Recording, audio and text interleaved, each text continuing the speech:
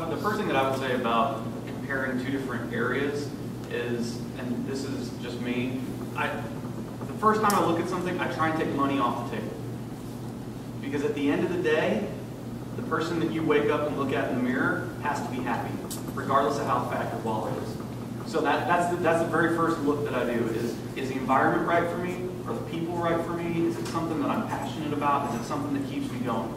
Because I've bounced around dozens, if not 50 theaters.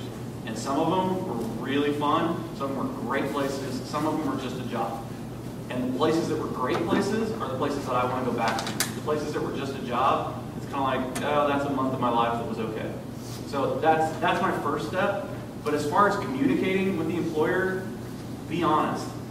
Be honest, but be also kind of guarded a bit. You know, you don't want to come out and tell them absolutely everything. But at the same time, you don't want to walk away from that conversation with them having more questions than you answer. So it's kind of a balancing act. You want to let them know that, number one, the experience that you had was a positive one. It's something that you got something from that experience, and that you're moving on to better yourself. Because as an individual, as a manager, as an employer, if someone leaves to better themselves and to move themselves forward, I personally don't really have any arguments with that. As long as they do it in a respectable, honest way. I think you're in a pretty good position too. Like you don't have to make a decision right now. You have a job, so you have income, you kind of like it there. You know, you're still working on other things, and that's okay too.